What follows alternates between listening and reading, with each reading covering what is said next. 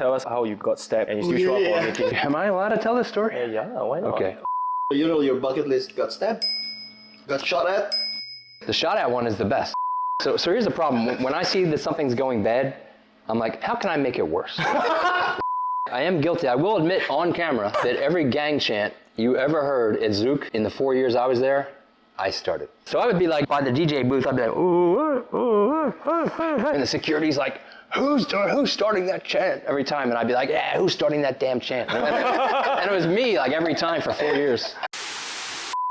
Okay, welcome to another episode of Revelry Podcast, and today we are at Ho Chi Minh City with Earl Butterhof. Here we go. What's up? So I met Earl because he's like senior VIP manager at Zouk when I was resident at Zouk. But I think this is like a man of many interests and many skills and many talents and many mysteries, you know. So everything will be covered here in the podcast. So maybe we can start from the beginning, you know, in the beginning in Philadelphia. Before we do, I have a couple questions. Yes. On a scale of 1 to 10, what number can I hit with cursing? Like 11. And sex, drugs, rock and roll, 10? 11? Yeah, sure. Okay, good. Sure. I don't want to get any public nuisance or ban charge when I go back to Singapore. So Yeah, I'll have this. everybody is shocked, right, when how free they can be on our podcast. But I think he will go over our threshold for sure. Let's see. This guy is gonna spill the whole teapot, man, not just the cup. Okay, man. From the beginning. So from Philadelphia, of course, like the VIP managing wasn't your initial interest, right? No, so the whole deal is I was obsessed with music from when I was young, like 4, 5, 6. Because the neighborhood I grew up in, like I had childhood friends, like my age, 5, 6 years old. But the next group of kids in the neighborhood were like 13 to 16. And so they were like more into like the whole scene. And this is a million years ago when like when David Bowie, Alice Cooper, Kiss, Zeppelin, Black Sabbath, all that. Yeah. So I'm a little kid, like 5, 6, and I see the other kids on the corner, and I don't know if you remember Bowie from like Ziggy Stardust, when he had like red hair and wore makeup and girls' clothes and Kiss and all that. So the kids in my neighborhood who were like in their teens, they're on the corner and they're like smoking pot, smoking cigarettes, and they're wearing like eye makeup, and they had like the Bowie hair and crazy clothes. So I was like half scared to death. I'm like, it's for February. What's this Halloween shit going on, you know? So I was like terrified, but I was like half like, this is really cool. So everyone in the neighborhood, even though they were like older, they like took care of like the young kids. Right. So yeah, they turned me on to like a lot of music. And this is, you know, way back with like vinyl 45s and the regular size. 33s, so yeah, so we used to go to like garage sales and stuff like that. I'd buy like all these records for like 5 cents, 10 cents. Deep Purple and Van Halen, Black Sabbath, Aerosmith, all of it. And I had like a little record player. So I was always listening to music like every day, all day long, like nonstop. I'm glad I didn't grow up in like the internet era because I was like raised on like listening to like records and music and like that whole vibe. So I was always obsessed with music since I was like a tiny little kid. So what got you in the industry? You know? In nightlife? Nightlife and all that. Okay, so I went to an all-boys Catholic school for 12 years, which is a whole other story. Well, that one might be crossing the line on what I can say. But so in my like junior year of high school, senior year, I was like super into like wanting to be in a rock band. So I had like other friends in the school. So we like got a rock band together when we were seniors in high school, playing like old like 60s and 70s songs. And then, so in Catholic school, you have to keep your hair super short and wear a uniform. Wait, is it run by nuns as well? No, grade school, 1st to 8 is nuns. High school, which is like 9th to 12th, is priests. And the priests, forget the X-rated nonsense that they do all over the world. Back then, they used to beat the shit out of us. And the way the culture was back in the day when I was like a kid. So if you're like acting up in class or you do something and the priest is like, sit down. And you're like, give attitude, the priest would come over and punch you in the face. What the fuck? Like knock you. Only damage, bro. So but this is how the culture was back in the day. So I would go home, and my nose would be bleeding, a black eye, and my mom would be like, "What happened?" I'd be like, "Oh, Father Terrence punched me in the face." And my mom would grab me by my hair. "What did you do to make him hit you?"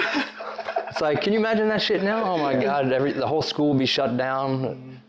Yeah, but back in the day, the priests could like do whatever they want, beat the hell out of you, and the parents were like, "What did you do? What did you do to make him so angry?" So 12 years of that nonsense with nuns and priests, I like wanted to rebel. So the day I graduated high school, I like started growing my hair and just focused on like being in a rock band. So back in the 80s, when all this was going on, to be in a band to play out, there was a million bands. So it was pay to play. So if you wanted to play a club, you had to pay. You had to pay the club to pay there. It wasn't like, forget struggling musician. You had to like have money. Like the best bands had like financial backing from rich parents to like pay to get a gig. So the big club in Philly that everyone wanted to play at was called Empire Rock Club. And I'm like 17, 18 years old. We get this band together and we're all like 15 to 19 years old. And we want to play this club, but it's like so hard. So it took us like months for them to let us have a gig. And then I realized they had a DJ there. And the DJ, he's playing all vinyl, all like rock stuff. And me and him became friends. And he's like, "Yeah, I'm getting married and I'm gonna be quitting. So maybe if you want, you can like learn how to DJ." So he was teaching me like how to play vinyl and this, that. And you're not like really mixing with like rock songs. You're just, fading in, fading out for the most part. But I realized quickly that if I'm the house DJ, I don't have to pay for gigs and I can get a couple gigs a month. So I'm like, perfect. Yeah, so I became the house DJ, and then that's how I got like into nightlife. House DJ, and then being in a band that played there like twice a month. So. You said that when you got into rock, right, it's about the rebellious phase. Yeah, it's like there's one of this podcast with one of our guests. They say that like all kinds of music are born out of people's struggles, right? Like house music and the queer culture and kind of thing. Yeah, do you find that it plays a big role in how you decided to pursue this very unconventional career? I don't know, my mom always said, see, the way I was raised was like, my dad was very like non-emotional, not the I say I love you kind of guy, like working his ass off two jobs, and we weren't like not super close. But my mom, I've always been like a mama's boy. And even from like a young age, my mom was like, "You do what you want. You like not like anybody else. You're very independent." So I always had that mentality. So I always knew I wanted to do something different and be different, between like seeing the other kids in the neighborhood, and then just like the way I was raised. So I always wanted to be in a band. And then I'm like, I had a huge ego. I'm a Leo, and that's a bad thing. So I always wanted to be like the center of attention. So I want to be a center of attention. So I became the singer, all that. So that's how I got like kind of started in nightlife and just being out there. From DJing, how did you become VIP? US is very, very different than here. Everybody works, especially if you work in nightlife, everybody works like a day job. It's like almost unheard of to like not have a day job and a night job. So when I was in Philly, I was working in a machine shop for a long time, and then being in a rock band. And I started doing construction a bit and being in a rock band. I never really worked in clubs that much. And then I had a girlfriend. We got engaged. It didn't work out. And then when we broke up, I was like, I need like an outlet to just like take my mind off things. Is this the Latina girlfriend that you were talking No, that's another one. That's about 10 years later. Oh. Maybe you want to get to the body count story now? No, later. Later. Yeah, so my friend's like, "Oh, we need door guys, bouncers and stuff at a club," and I had never done it before. So I just worked at a club in the summer, extra money. And then like the biggest club in Philly at that time was called The Bank. It had been open for years, and there was a queue down the street every night, playing like every kind of music. And that was like the holy grail of nightclubs. So I always wanted to work there because all the staff there, they wore like biker jackets and like police jackets, and everybody looked cool, tatted up and stuff. So I used to hang out there all the time and became friends with the staff, and then I just moved over there and started working the door. And so pretty much from that time on, I would say 1995 at the bank, it's been nightlife the whole way. Dude, that's the story that you talked about, that you're the smallest bouncer there, but you can Always. run. In the beginning, I ran, and then I learned to fight, and then I stopped running. But yeah, every club I've ever worked at in my life, I've always been the small guy. And I'll give you a tip. If you ever go to a club and you see a door guy who's small, it generally means he's probably the toughest guy there.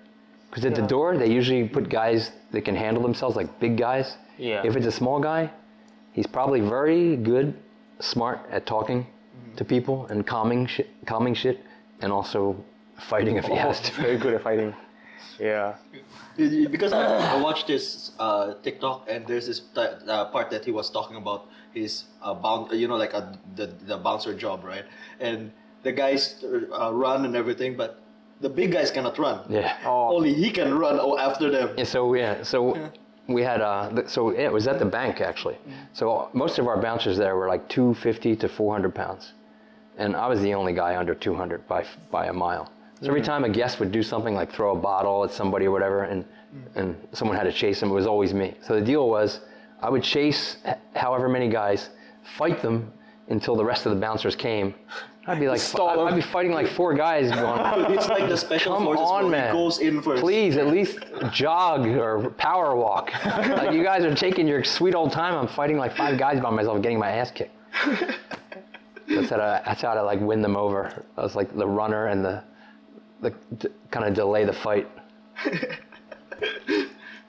But like after you did that stint with the bank, how did you transfer to Asia? All right, this story has nothing to do with nightlife. It's weird. So in like late '90s, I had a Filipino girlfriend when I was living in Philly. She was a doctor. Her parents were doctors, and I had never been to Asia at all. And she said, "Oh, my dad, he's opening a clinic in Manila, and we're all going to go over for like a month. So I want you to come with us." So it was my first time in Asia, and so we're in the Philippines, in Manila. So the house we were staying at, it's like this huge mansion with cooks and maids and drivers and all. But literally, like, and this is very common in a lot of places, you walk right outside the mansion and there's like kids with no shoes, people with no shirt, no food, like the worst poverty I had ever seen in my life with my own eyes. And it really messed with my head. So when I went back to the US, I told her, I said, we need to do something like charity-wise or join some kind of organization where we can like help out or volunteer or sponsor kids. So I started sponsoring kids in the Philippines, like, just send money every month kind of thing, and it's supposed to be for clean water and healthcare, blah, blah, blah. And then, so that was like my initiation to Asia. And then I would come back to the Philippines every few years just to travel around. But to get a job though, it wasn't easy. So my first job was in the Philippines, 2009, and I was working at a casino, Resorts World there, and there was a couple of nightclubs in the casino. So I was just helping run the clubs, doing like promoter stuff, hosting tables. It wasn't even like a real job position. I was getting paid cash every night. But I always wanted to move back to Asia for the longest time. And then this story, if it didn't happen to me, I wouldn't believe it.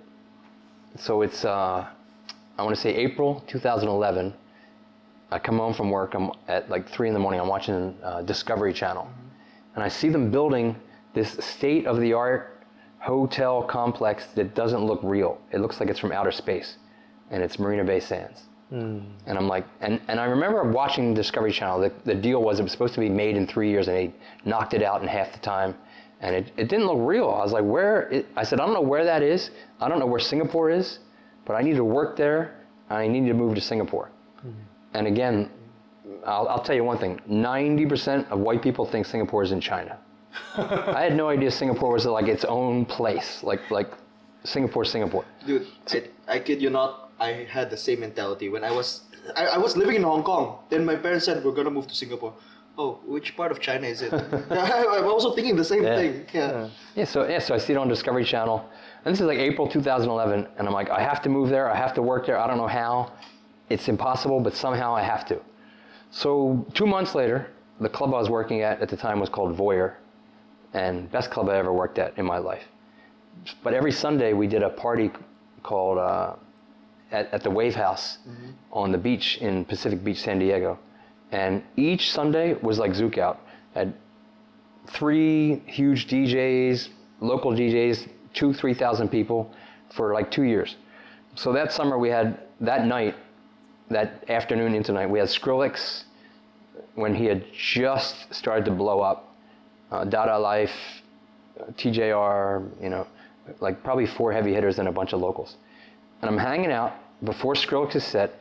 There's like a platform that seats like 50 people behind the DJ console. You can see the beach.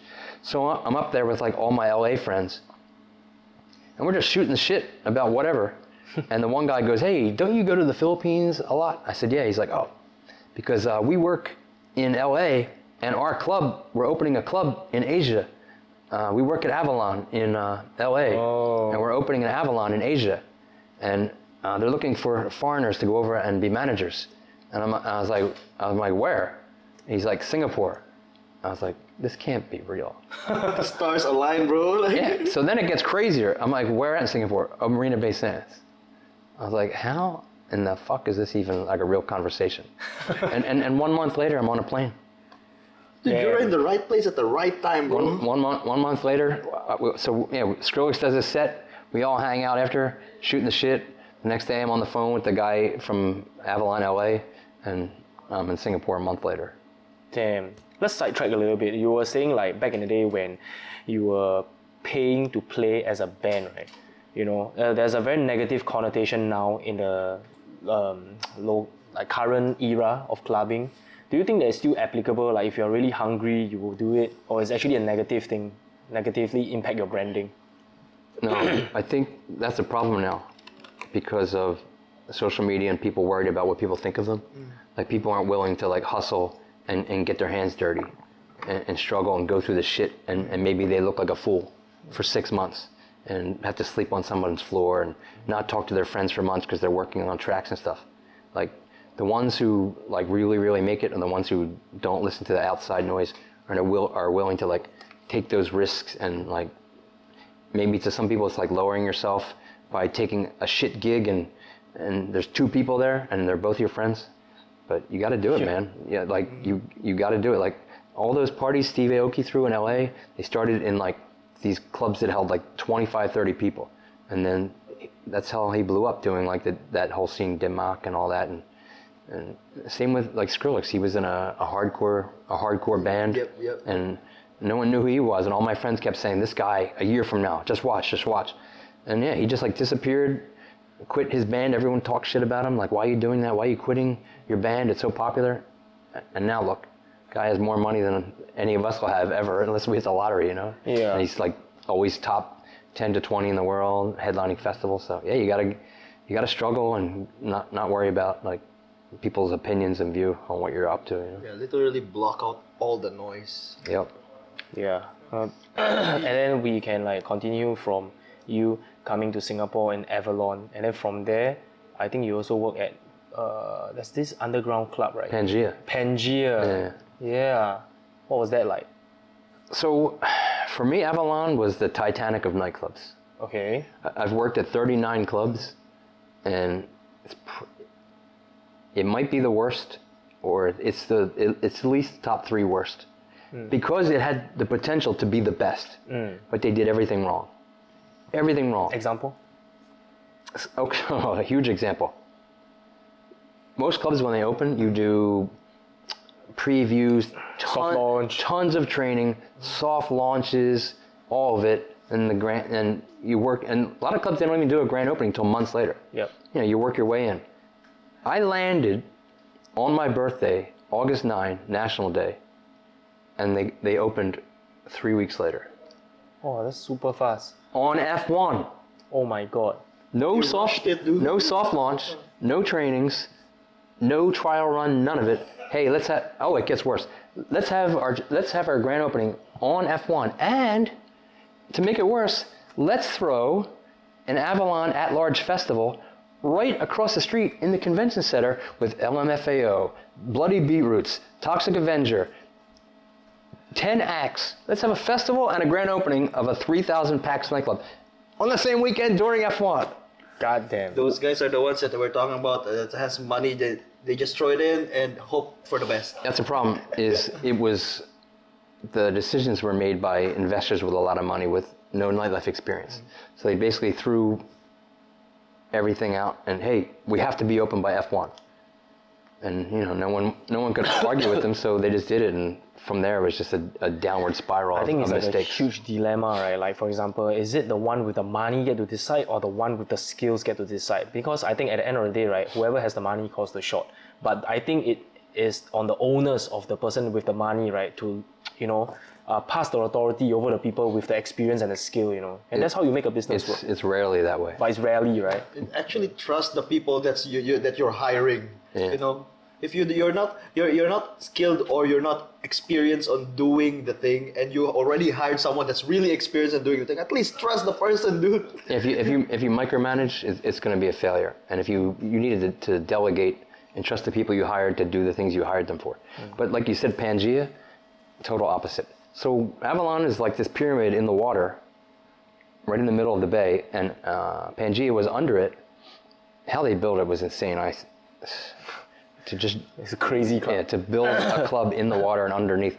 So the entry for Pangaea was in MBS basement of the mall. Oh, I've never even been there before. Yeah. So to this day, I'm pretty sure per square foot, it's the most financially successful nightclub in history.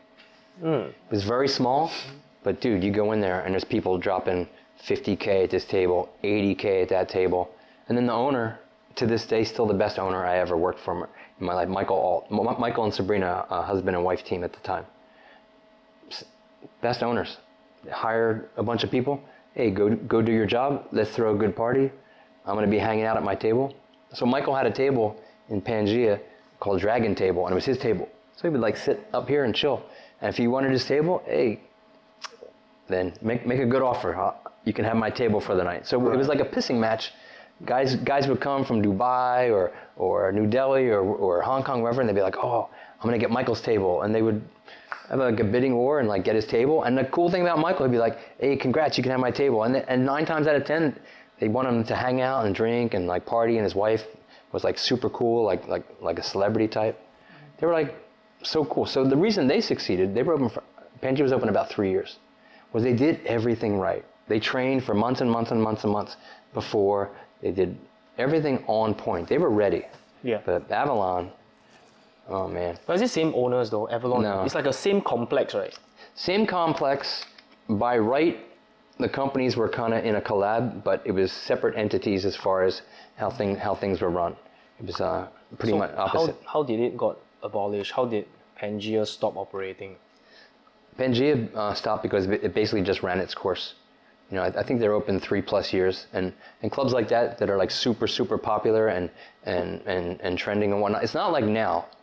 Back then there was no huge social media scene or ways to go viral. I think if Pangaea was open today, it would probably go on for decades. But at the time, I don't think you could only market it so much back in 2011, 12. But their 3-year run, they could probably put up against anybody in the world. I think It just ran its course. Hey, whoever watched this podcast, man, we won 10% commission for the idea, man, of Pangaea.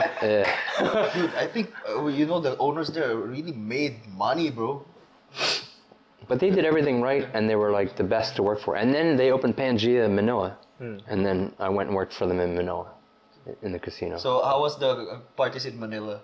Parties in Manila is great because it's 7 days a week, goes off.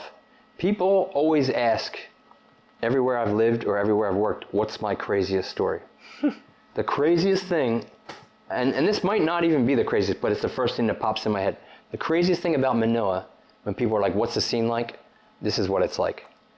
Sunday night, my night off, this was a weekly routine for a full year. I had 2 dancers in my club that I became best friends with, super cool girls, and they're DJs now.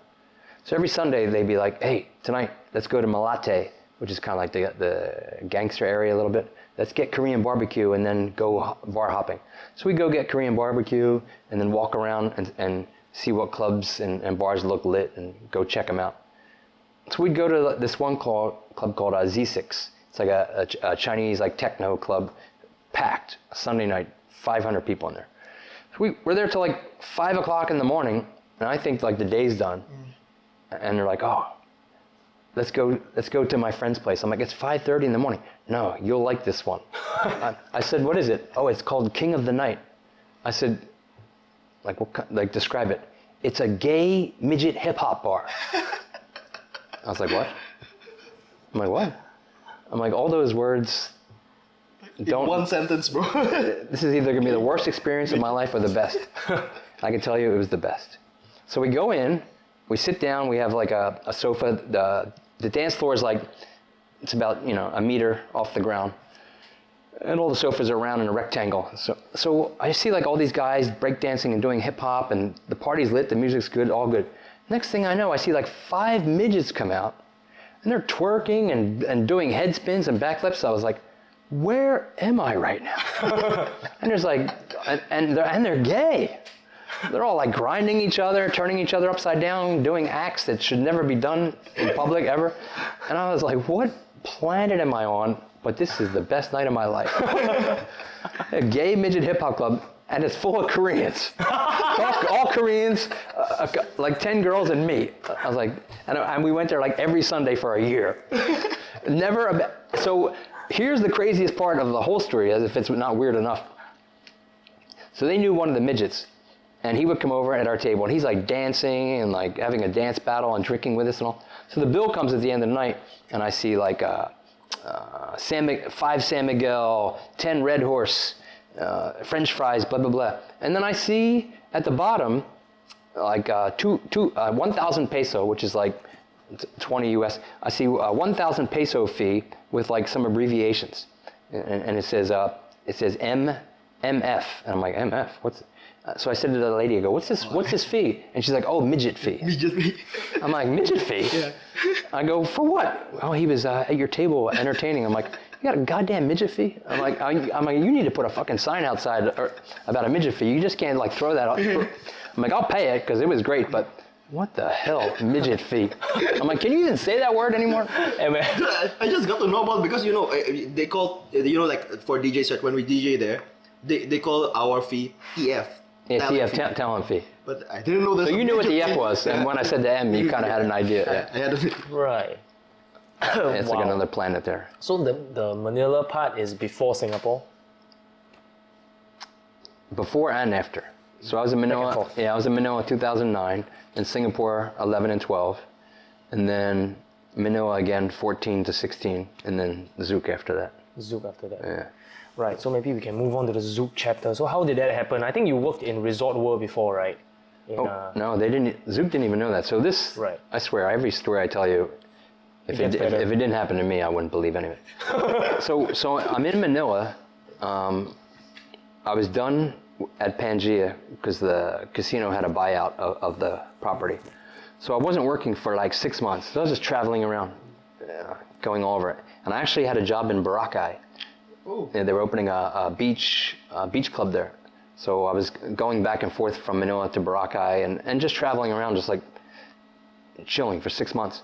And then I'm like, I got around the time where I'm like, you know what, I probably have to start looking for a job soon. Mm-hmm. And then I get this random email from Genting Hong Kong, right? Mm. And I'm like reading it, and I couldn't understand it all, like what they were talking about. And then I see a name I recognize, and it was my friend Zach from Vegas. Mm. So apparently Zouk had gone to Vegas to scout VIP managers in Vegas to come over to run when Clarke Quay was about to open. So 2 of the guys that they talked to in Vegas were guys that I knew in Philly that I had like trained when they were young. Oh. So both those guys were like, hey, there's a guy already over in Asia who's like older than us, who has experience. That's the guy you should talk to. Mm. So that's how that happened. Props to your friends, man. Damn. Yeah. So I got some emails, and then we went back and forth. And Yeah, so I flew over from Manila to Singapore, and at the time Benny Heng was GM. Was GM. Yeah. Yeah, so I met up with Benny and Andrew and someone else, I can't remember who. And this is when Jack Kim was still open. It was like October. No, it was August of 16. Yeah, you joined 1 month after me. Yeah. August 2016, Jack Kim's still open and Clarke Quay Zouk's under construction. So I'm in Clarke Quay just like with them, and we're all wearing the hard hats and with the blueprints, seeing like where capital is going to be and the stairs and this and that. And I was like, this place is going to be massive. And then, so then I went back to Manila and the interview, this is how the interview went. I interview hundreds and hundreds and hundreds of people, so I know how to interview and how to answer. So the key to any like job interview is you should always be prepared and you should always have questions. I will hire someone if they have questions. The ones I'm like, you have any questions for me? No, I don't have any questions. If you have some questions, that means that you're someone like I want. So for me, I had questions, but this is how the interview went. I knew they had interviewed people before me. So the standard interviews are basically like, oh, if you come and work for us at Zouk, what's so special about you? And you do all the standard answers like, oh, I've been doing this for 10 years and I'm very good at talking. No. So Benny and Andrew are in the front seat of the SUV. I'm in the back, and they like look back. They're like, so tell us why you're a good candidate, why we should hire you. Wait, the interview inside in the vehicle? In the car. What the heck? Going from Clarke Quay back to Jack Kim. They're in the front seat and just doing like the over-shoulder interview, and I'm in the back, and they're like, tell us why we should hire you, like why are you a good candidate? And I said, listen, I'm not going to give you the same standard bullshit that you've heard from other people, because I already know some of the people you talk to. You hire me, I can guarantee I will triple your revenue, and if I don't do everything that you expect of me plus, after 6 months you can fire me and you don't have to pay me any commission, any severance, nothing. You can tell me to fuck off. And they just like went like this. I was like, well, I just fucked that interview up. Dude, you overshadowed everybody. So they didn't say a word. We get back to Jack Kim and we're like, okay, you go back to Manila and we'll contact you. So usually if they want somebody, because same for me, when I interview someone, if I want them, I let them know that day or next day. So 2 days goes by, a week goes by, 2 weeks I'm like, all right, I screwed up that interview, I'm not getting that. It sucks. And then one day I get a call from Benny, and he's like, oh, they want to talk to you on a link, a group call. So we did like that for like a week, a couple group calls about like salary, job description, blah, blah, blah, all of it. And all of a sudden I was like, all right, I think if we're at the point where we're talking about all that, I have a good shot. And then I'm in Manila, and my rent is due, and my lease is running out. And I told my landlord, I'm like, just give me one more week, just please give me one more week. And then Zouk's like, hey, you're the guy, let's go. I'm like, damn. Let's go. So yeah, that's how it went. And then so I moved over, did the whole stay in a hotel till MOM cleared everything, blah blah blah. And yeah, that was that. Tell us a little bit about your 9th of August birthday special when they decided that, hey, you get a PR or... Okay, so here's, my birthday is National Day. Now for me, I didn't know National Day was a thing, and I didn't know how big a deal it was. That's why you're the icon of Singapore, bro. So when I got my job at Avalon, I was under a Marina Bay Sands contract.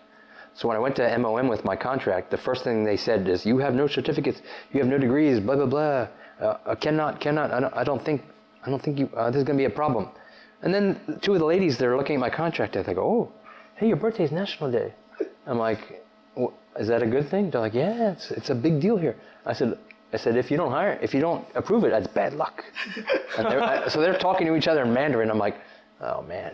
And they're like, okay, Ken. I'm like, yes. That's the first time I learned that the word Ken is a very good word. I was like, Ken. I do not want to hear cannot for this one. So that was that. And then same when I came back with the Zouk contract, I do the MOM thing again and look at the paper, and they're like, oh, no degrees, no certificates. And I tell them, hey, look at my birthday though. Look at my birthday. And they're like, oh, National Day. I was like, yes. That's actually a 2 good for 2. pass, you know. I'm like, 2 for 2. It's good luck. So how do you manage to triple the revenue? Like, you manage to uphold your side of the deal and supersede that level. Here's the thing. Yeah. I knew I could do it because I had done it before at other clubs. And at the time, I was also taking a risk because I didn't know all the dynamics and the revenue of Zouk. And at the same time, at that point, Zouk had been open 25 years. Yeah. So for me to boast like that, I was like, all right, I might be talking out my ass. Yeah. But I think if they let me do what I can do, I have a shot. Yeah. And then, so I meet Wayne and Which is a transition, right? yeah. Oh, when Still a Jack Kim. Still a Jack Kim. Kim. And I meet Arun and a bunch of people. And so I start finding out that really the only bottle service at Jack Kim at that time was Members Lounge and a little bit in Velvet.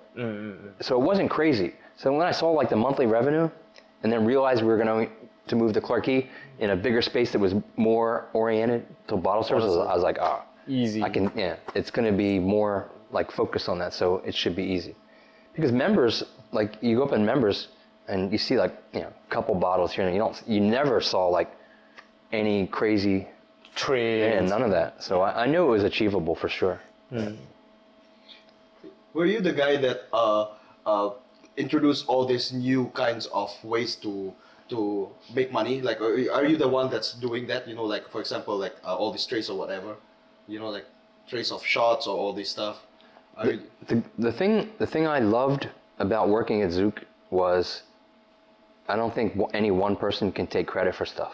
It was always a massive team effort. Yeah. Like even for like VIP operations, it was me. In the beginning, it was me and Brad. Do you remember Brad? Yeah. It was me and Brad. The tall, handsome dude. Yeah, we were the senior managers. Yeah. So we would have like VIP meetings, and it would be me, Brad, Darren Ho, Megan, and we would have like our PR team. So everybody had a voice. Everyone had input.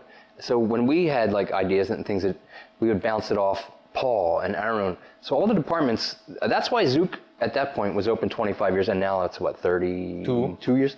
Is because for the most part the teams always communicated and like worked together, and everybody like had a voice. So yeah, I think that's why when it went to Clarke Quay, everybody kind of just like.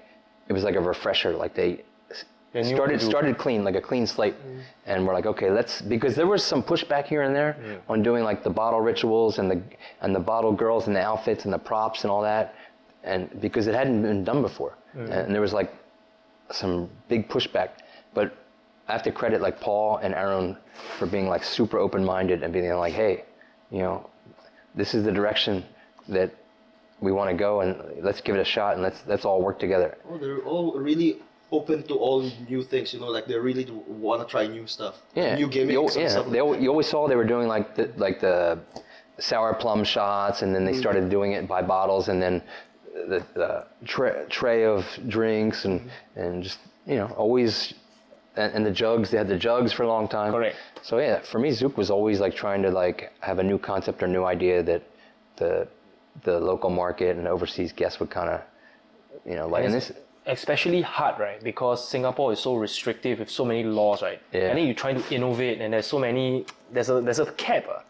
Yeah. So, yeah. You can only do so much. Well, in all those innovation, I think the best innovation that you actually did was starting chants. Yeah, I am guilty. I will admit on camera that every gang chant you ever heard at Zouk in the 4 years I was there, I started. It's the Angmo guy, bro. It's secure every time. As soon as I learned that chant, first of all, I'm like, this chant's cool. And then I found out it was banned, which made it cooler to me. and then when I found out that like they were gonna kick people out who did it, I'm like, oh, now I'm really gonna do it. So I would be like, by the DJ booth, I'd be like, ooh, ooh, like I'd be starting it up, and then the dance floor's doing, the security's like, who's starting that chant every time? And I'd be like, yeah, who's starting that damn chant? And it was me, like every time for 4 years. Yeah. So, yeah, I love that chant. So it's been unveiled already. Yeah. It is the mastermind of all those chants. Yeah, it was the culprit. The culprit is Heisenberg. Heisenberg has been found. Can you tell us a story? What I saw a picture of you half naked with your tats all over. at the DJ booth with another. Which time? Dude, that was the day that I was there. Which time? When we feed Ghetto champagne, when he clearly cannot drink champagne. That was a bad night. That was New Year's Eve. Fucking bad decision. What happened then? Okay, I'll tell you one mistake Wayne made. So when I was working at Jack Kim, and even in the beginning at Avalon Zouk, I wore a suit jacket. I dressed pretty proper. And Wayne's like, bro, it's Zouk. You can relax a bit. Well, I went from relaxing a bit, which would be like just taking the jacket off, to just like No, you're wearing a shirt. walking in looking like I should not be in the club, let alone working there as a senior manager. People be like, why do you let people in like that? They're like, he's one of the managers. Yeah, so I went a bit overboard. I think I had my shirt off at least 25, 50 times when I was working there.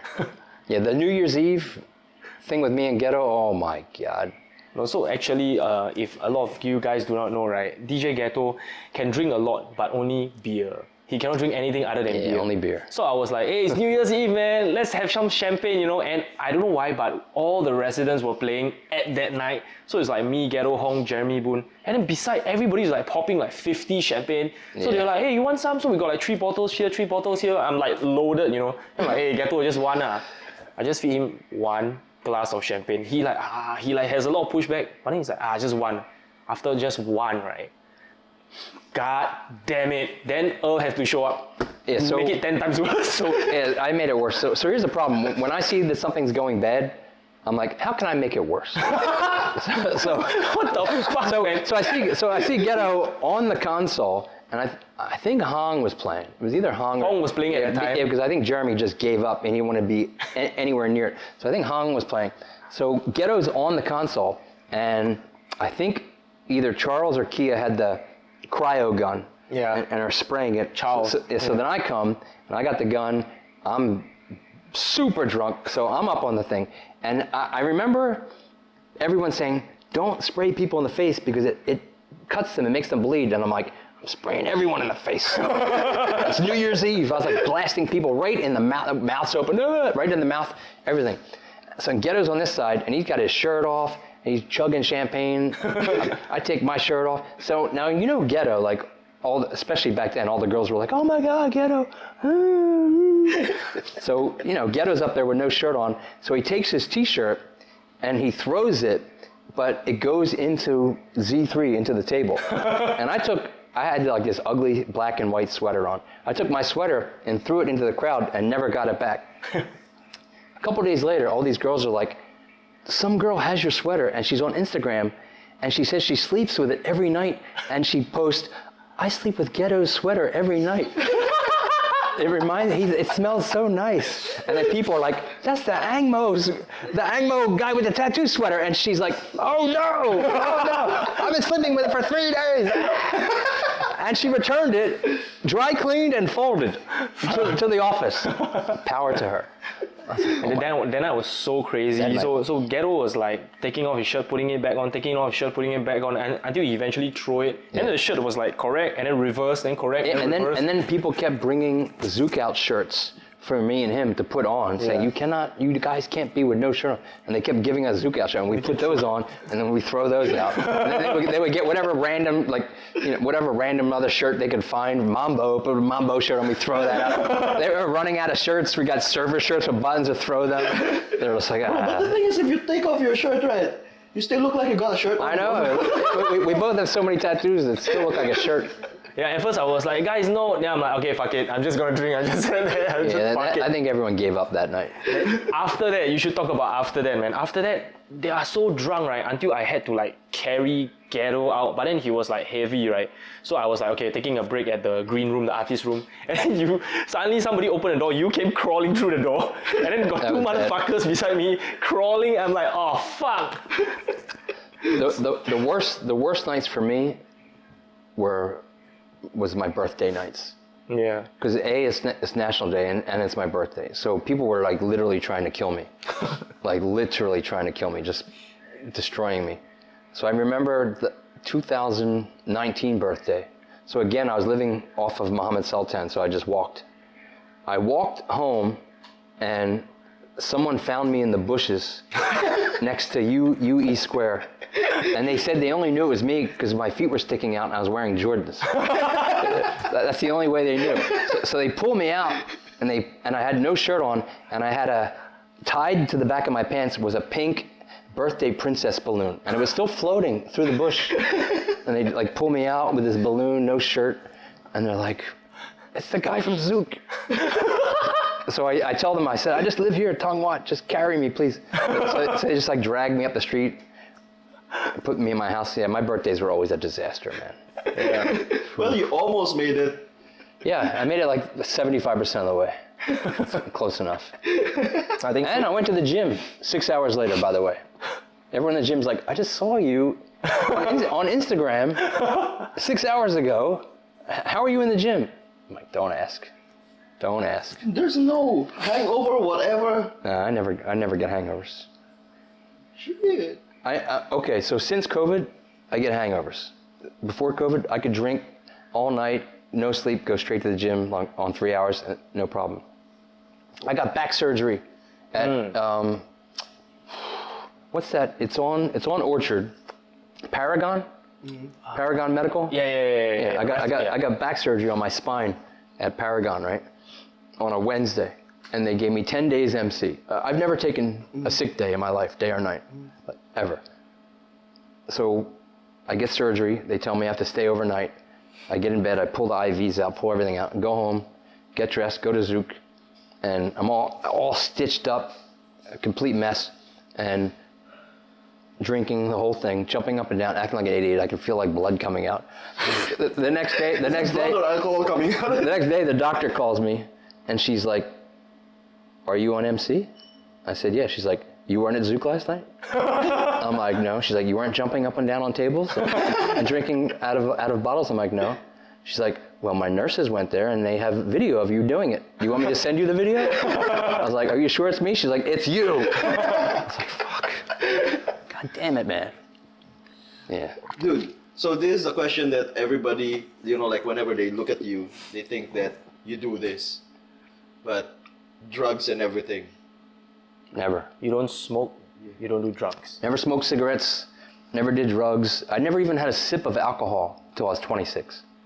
Wow, worse than me. I'm 25, man. Yeah. That's crazy. Yeah. The thing of it is everyone's like, "Oh, you must be straight edge or anti-drug." No, I'm anti-me.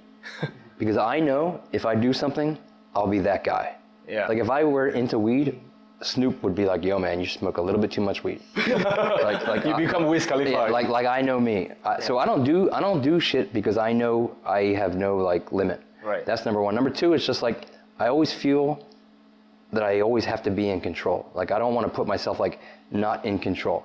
Like even when I'm drunk, like I've only blacked out to the point where someone had to take care of me like maybe 5 times in my life. Right. I think 4 were in Singapore. one was in Phuket. That's for sure. But yeah, I've been around drugs my whole life. I've been in bands where the guys in my bands are on drugs. I've hung out with like famous bands that and watched them like do heavy duty stuff like right next to me. But it's just not my thing. How do you say, how do you politely say no to this kind of thing? Especially like let's say Snoop Dogg is like, "Bro, take a hit." It's easy. I don't say it politely. Yeah, precisely. He just tell fuck off. Yeah, people are like, "Yo, man, you want to do this, that, and the other?" I'm like, "It's not my thing, man. That's all you." If they ask twice, then there's a problem. I'll be like, "Listen, I said no once, so fuck off, or I kick you in the face." Yeah, that's the best way, man. Yeah. And maybe we can go a little bit on tell us how you got stabbed and you still show up for a meeting. Am I allowed to tell this story? Yeah, why not? Okay. So it was a Monday night. I'm working at Zouk. It's my night off. I went on a date in Robertson Quay with some girl. So I send her off in her Grab, and I'm walking past Robertson Walk, and what was the bar with all the video games, Levels or something? Level up. So there's that hallway, and when people are shouting, you can hear like really, really loud echoing and stuff. And then so I hear all this shouting and yelling, and I look, and there's like 3 guys, like Abang guys, and they're like whacking 2 girls and like knocking them down. So I go over and I'm like, "Yo, what are you doing? Fuck off." And they're like, who are you? Who are you? You go away. I said, hit a guy, see what happens. So they come over, and as soon as the guy took a step, I knocked him out. And then his friends get involved, so now I'm fighting 2 guys. And the one guy, I keep seeing him like trying to do something with his hand, and while I'm like choking his friend, he comes, and I don't know what it was. It wasn't a knife though, but it was like pointing, like a pen or something like that. And he comes, and I see it coming, so I turn, and it like tore a hole in my shirt. So I deal with him. Those 2 are laying there. People are like, are you injured? Are you okay? Do you want to call the police? I see 3 guys laying there. I'm like, I do not want to call the police. I'm going home. So I walk, at the time I was living at Oxley edge of River Valley. So I walk home, and like if you've ever been in like a fight or an argument, like your adrenaline is like flowing. So I'm all amped up, and I get to the lift to press the button, and I see like blood on the floor. And then I noticed that the blood is like going down my shirt, down my pants, and like on the floor. I'm like, this is not good. I go in my house, and there's like a big puncture wound. So I had to go to the clinic the next day. And the clinic, I love the clinic because I think it's called Pinnacle on River Valley Road. The doctor was like late 30s, and every time I went there, he would be like, hey, I'll take care of you, but hey, you get me in for Mambo for free next time, right? They're like, what the fuck kind of medical insurance is this? I gotta hook up people from Mambo, the fucking doctor, to get medicine at half price. Yeah, so. What the fuck? So he's looking at my puncture wound, and he's like, oh, you're like a real hip-hop gangster. I'm like, oh my God, man. I'm like, just patch it up, dude. Then you went for a meeting afterwards, right? Yeah. I saw this guy in a meeting like 2 days ago, and then once the meetings all ended, everything's ended, and then Earl is like, hey guys, I just got stabbed, and he just take out his shirt. What the fuck? It was still bleeding. Still bleeding. It bled for like a month. What the fuck? Yeah, it bled for like a good month. So bad, man. Crazy though, the wound is like, the dent is so scary, dude. Yeah, still have it. You actually saw the... I saw it when it was like 2 days only. Yeah, it was bad. And then now, it was really bad. It's still there's a scar, right? It's so crazy dude, when it was there. At the time, it looked really bad. I still remember I was sitting here, and beside him was Jeremy. Jeremy is like... And you know how Jeremy doesn't react to anything. No reaction, he's just like... No reaction. Yeah. Zushan though. Yeah. And Zushan's like, that's cool. Yeah, of course you did. Of course you got stabbed. Yeah. Yeah, you know your bucket list got stabbed, got shot at. The shot at one is the best. What? It was my first night at the bank, at that club I was talking about before. So you guys have seen Pulp Fiction. Yeah. So you know the scene when they go into the house and it's all those kids and they're eating the burger, and then the kid at the end comes with the gun and he fires and all the bullets miss? That's my first night at the bank. We kicked the guy out, he left, and in Philly everybody has a gun. Everybody has a gun. Legally or illegally, everybody has a gun. The guy leaves, comes back like an hour later, and he's walking around the corner, and I'm at the front door, and the guy I work with, his name was Turk. So me and Turk are at the door, and it was freezing cold, man. It was like middle of February, so cold. And we see the guy walking, and he reaches in his jacket, and Turk looks at me, and I look at him, and we go, uh-oh. The guy fired his entire magazine, and we can hear it hitting the wall, hitting everything else. And I look at my jacket, Turk looks at his jacket, and we're like, let's kick the shit out of this guy. Dude, that guy was wearing a stormtrooper helmet that he cannot see shit, or it's too cold, it's like... That's likely what it was, because it was like 12 degrees, like Fahrenheit. I don't know what that is in Celsius, but it was cold, man. But yeah, that was my first night, and the first time I got shot at. Fuck. And most people will be like, I'm never doing this job again. And me, I was like, that was so cool. I'll see you tomorrow. I'm buying coffee. Yeah, hey, maybe we can talk a little bit about Vietnam coffee here, man. The coffee culture here is so fucking crazy. The coffee culture here makes no sense in so many ways. I'll give you one tip. If you get a glass, say the glass is this big, and it's all coffee, that means the strength is like 25%. If you get a glass like this, and there's this much coffee, you will have a heart attack. It might kill you. Yeah.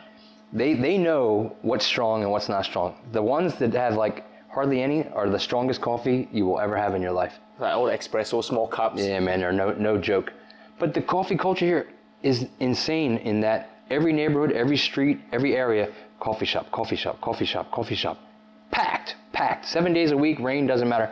And then even, here behind the building, like I showed you guys, there's like the OG one, 5 levels, always good. They built one across the street, full house. They built one next to it, full house. They built one next to that, full house. They just opened another one, full house. Yeah. It's crazy.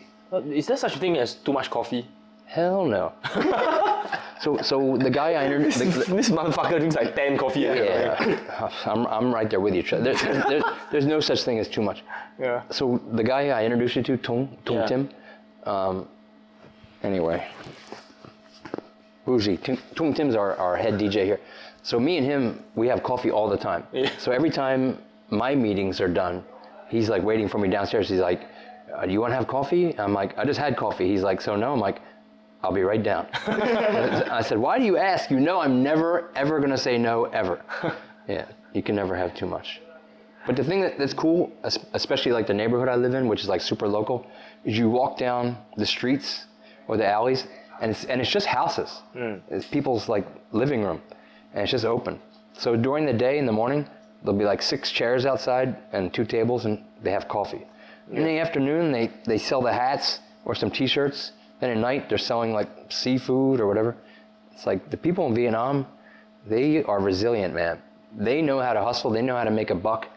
Like, Anyway. no complaints. Like, no one here complains about not having things. They just make it happen. It's like they'll work 2 jobs, 3 jobs, 4 jobs, 10 jobs. You see, like on their scooters, they have like a whole house full of stuff. Like Vietnamese people do not mess around. They are very, very resourceful people. And at the end of the day, they are also like happy people, you know. They are not like angry. And you were saying like, okay, yesterday we were here at Bougie, right? So not a single rape case. Yeah. Amazing. Vietnam's weird is like, you never see anyone like frowning or in a bad mood. Everyone's in a good mood. Like, no violence. I know it's like a hip hop cliche, like more money, more problems, but it is true. The most miserable I ever was in my life is when I was a resident DJ in California. I had a Ducati, a Harley, a Jeep, a sports car, a van, tons of clothes, nice place, and I was like the angriest person you ever met. And then I would go to the Philippines to do like charity works and meet my sponsor kids, and my sponsor kids, 10 to 12 people in a concrete house, dirt floor, no electricity, no plumbing, and they're that dancing, singing, super happy. So it's like I've learned from like going to the Philippines and visiting my sponsor kids that less is more, and the more shit you have, the more headaches and stress and problems. So even like now, like if I had to move from Vietnam, I could do it with 2 trips and luggage. Like I just try to scale down everything. I haven't driven a car in 9 years, and I have no desire to. And it's like every time I buy something, I'm like, do I have to have this? Do I need it? So yeah, so it's just easier just to have less things and be like appreciate it, you know. And of course, your exterior looks like you're a wild man, right? But then inside, you have this inner zen that pulls a lot of craziness to you. Example, your roommate in Singapore. Yes, the famous K, the famous Singapore roommate. So maybe we can talk a little bit about that. So How did the emergence? How did the first contact? my God, I think it was like, this girl. yeah. And I don't think you even purposely get yourself into problems. No. It's like you will suddenly end up at a midget bar. There's 2 things about problems is when I was younger, my friends would say I'm a magnet for trouble. Like no matter what I do, it's just gonna somehow find me. And like the less things affect you or bother you, it just seems to just somehow, come all the problems. Yeah. So my roommate in Singapore, I knew her from Zouk, but I knew her through somebody. So I'd only known her a handful of times. And then at the time I was living with Shay Mali. Because me and Sherry, we actually worked at Avalon way back 2011. So we were friends for a long, long time. So Sherry was renting the room, but not really using it. And then suddenly she's like, you know what, if you need to rent a room or whatever, just do it. And then, so I'm at Zouk, hanging out, and I see this girl Kay and her friends, and we're just small talking. And she's complaining about her living situation and her landlord, blah, blah, blah.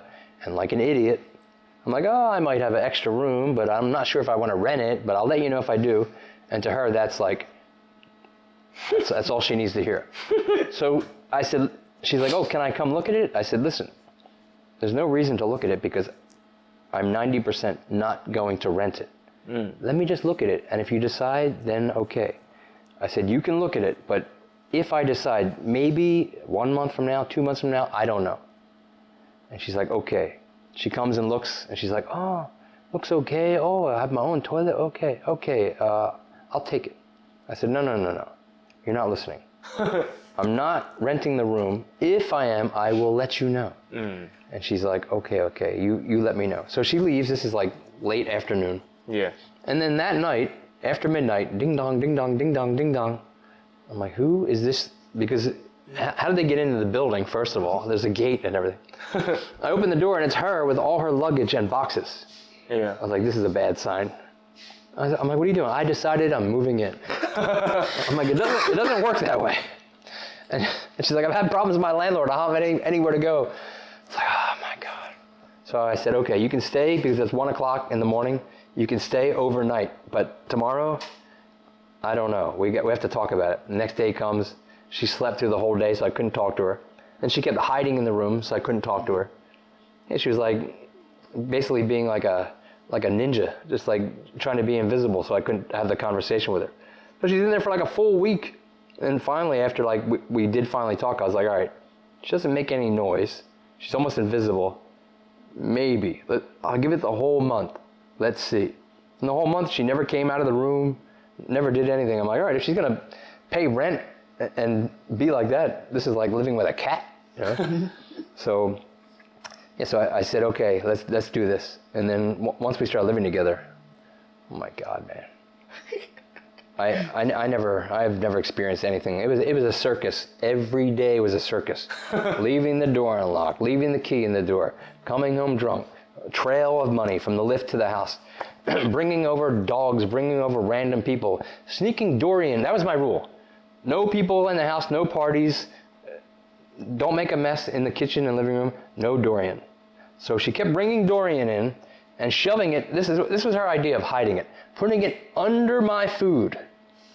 So all my food, I'm like, why does my food smell like Dorian? I can't figure it out. My sandwich. I was like throwing up, eating my own food. I was like, oh my God, something's wrong. I couldn't figure it out. And then I was discovering that she was hiding it like under all my food, like wrapping it up. I was like, this bitch. Yeah, it's interesting because you guys have like a roommate chronicles kind of like podcast series, right? And you are also quite big on TikTok. That's why I'm like mentioning her as well. And like the craziness that, you know. I'll tell you the most insane thing she did. There's 100 things, but this is the one that sticks out. So she had to get an MRI and x-rays to have a potential surgery. So I was at Far East Plaza having Thai food with my friends, and I get a text from her, I need your help. I said, what now? And she said, you need to come to the medical office. They won't let me do my x-rays and my MRI because they said I'm not old enough. I said, so what do you need me to do? I told them that you're my dad. I said, well, let's figure this out. I said, you know I'm white, right? And you're like Singaporean, Chinese, Thai, Singaporean. Like, how are we going to do this? No, it's okay, La. You have tattoos, I have tattoos. It's okay. I was like, I don't think that's like the genetic match for a family. So I walk in the office and there's like 20 people in the waiting room, 4 nurses, receptionists, and I can see by their faces they've had enough of her. So I walk in and the first thing, are you the father? I was like, what is this, Jerry Springer episode? I'm like, you are the father. I'm like, I am not the father. I'm like, the father? I said, the father of what? Of her. And she's just sitting there. She's like, I was like, oh my God. So I talked to her. I'm like, why do I have to be your dad? Because you have to sign the consent for the x-ray and the MRI. I'm like, oh my God. So then the nurse is like, are you really her father? You have IC or anything? And I looked at the nurse. I'm like, you have 2 choices. You let me sign and I'll get her out of here as fast as possible, or I don't sign and I'm leaving her here with you. Please sign. So I just wrote the signature, Kay's dad, and gave it back, and the lady's like, oh God. Gives it, she goes and gets everything done. And I was like, never again, please. Don't tell people I'm your dad because we have tattoos. And to this day, It's been 3 years. To this day, she still thinks it was a great idea, and there's nothing wrong with saying that we're related because we have tattoos. What the fuck? Yeah, I think if you stay long enough, you probably have like a TikTok channel, man, where you guys just like go around trolling people. Yeah, so our YouTube, we had the Roommate Chronicles, and we would just like sit and talk, and it was a circus. But yeah, if I was still living there, oh my God, man. People were texting her and me on Instagram every day with concept ideas. Hey, what to do next? Oh man, crazy shit. Yeah, and I think because of like how homely your relationship is with people and your team, right? When we came to Bougie, we can feel that, and you start to have like a thriving TikTok account where you're just interacting randomly with your staff. Yeah. And you got banned for the silliest of reasons, right? So I had 2 TikTok accounts banned, and both were banned for, I'm still trying to figure out why. I don't even know why. So now I know. So now I keep things on the down low. But for the most part, I'd say 90% of my content is just me talking to my staff. Yeah. Just like normal interacting, and it's just funny because either the language barrier, the age gap, the cultural difference, there's just always something to kind of like riff off of, you know? Yeah. To go back and forth. And then again, I don't know if it's like I'm blessed or cursed, but my staff has the most bizarre personalities. From it literally is like from Manila to Singapore to Manila back to Singapore, and now in Vietnam, it's like the same crazy group of people. You know, it's like no matter what country I go to, you attract the crazies. If there's someone in that country who is direct from IMH, they find me somehow. It's like they let them out and they're like, if you need someone to talk to, here's the guy. They give them my business card or something. It's like, oh my God. No, I see in your TikTok that people are still messaging you from Singapore. Yeah, all the time. Still sending me texts to get them tables at Zouk. They still send you all. People text me, they're like, bro, I'm outside. And I look out the window at Bougie, I'm like, where? They're like, smoking area. I'm like, smoking area? Where? It's like car park. I'm like, huh? They're like, Capital. I'm like, dude, it's been 3.5 years, man. Move on. I don't work there. So, you know, like, you got a lot of all these, I can see that, you know, like, in Zouk as well, the girls keep on gravitating towards you and sends you a lot of things and a lot of problems as well and all that stuff, right? The funniest one I saw on Facebook was like, damn, this Earl, he doesn't want to fuck me. Why Earl doesn't want to fuck me? What the fuck? I'm like, what? All right, listen. In the 80s when I was in a band, Done. there's stories that you don't want to know. 90s, probably worse. 2000s, also unpleasant. The older I got, calming down and more selective, becoming a better person, as they say. I think the sponsoring kids helped me to look in the mirror and be like, bro, you sponsor children and then you go have orgies with like their cousins. They were 18 and 19. Like, so it's like, so I knew I needed to like, you know, do a reality check. So I've calmed down over the years. But at Zouk, the thing was everyone at Zouk was like, oh, you must take a different girl home every night. And then girls I was friends with or I knew, they'd be like, oh, my boyfriend and all his friends, they said, don't talk to you because you molest girls and you do all this and you smash all these girls after Zouk. So then I actually said this to people's faces and I posted it on Facebook once. I said, if anyone in Singapore can name one girl that I had sex with after Zouk, I will give you $10,000. And everyone's like, oh, bro, I heard you did though. I'm like, give me a name, man. Let's go. Give me a name. Honestly, 4 years I worked at Zouk. I never took a girl home. Yeah. Had fun in the club. Crazy nonsense. Never crossed the line. Never, molesting, doing nonsense. Just fun, drinking, having a good time. Hang out, smoke area, take videos, funny, dumb shit. Send off. See you tomorrow. Like, Yeah. That's how you like attract them. You know. Yeah, because pure, the intentions. A lot of girls that I'm like really good friends with now, word for word, they say the same thing. Hey, when I met you, I thought you were like some like Angmo tattooed douchey guy. Like, I had like a bad impression. And then when like I hang out with you more inside the club and outside, I see like you're like funny and nice and respectful and like protect girls. The thing for me is like the way my parents raised me was always to be good work ethic, always be respectful, always like represent your family. I've never like done shit that I can like look in the mirror and say, man, that's just too much. Yeah. Like, so, and the thing with girls is, for the last, I'd say 15 years, almost all my staff has been female. So, you know, I can't train girls and have girls working under me and then live a separate life where I'm like some kind of scumbag guy. You know, you can't say things to someone that you should be this and I respect you and all that, and then you're going and doing like all these other things that they have no respect for. Yep. Like my staff now, a lot of them, they're always like, oh, you're the best boss ever. And they tell me that like other bosses they have, like they don't respect them, or, you know, there's a bit of harassment, or they look down on them because they're a female. The thing for me is like, and it's a fact, girls are smarter than guys. And I think a lot of guys, instead of trying to raise their intelligence level, they like to knock the girl down and maybe not give them opportunities to just kind of like make the playing fields higher for the guys. Yeah. And for me, I always like have mostly female employees, and I try to train them. I told my staff here, I said, I'm not training you to be a good hostess. I'm not training you to be a good customer service. I'm training you to be a great person.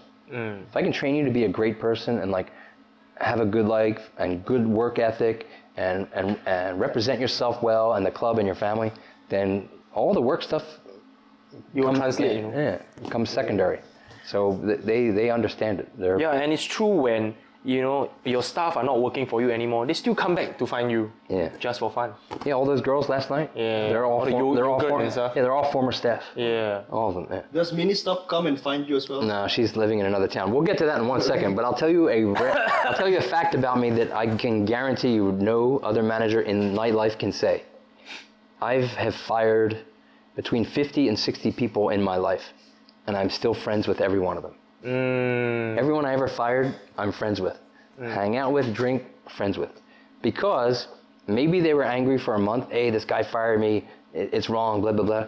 After a while, they realized that, okay, he gave me many chances. He gave me many opportunities to make things right. And also, you know, when he let me go, he, you know, didn't do it in a mean way. He let me know that, hey, you really are giving me a last straw here. I don't want to do this. So, yeah, I'm friends with everybody that I ever fired. Yeah, it's not easy to separate professional life and personal life. Work is work. Friendship is friendship.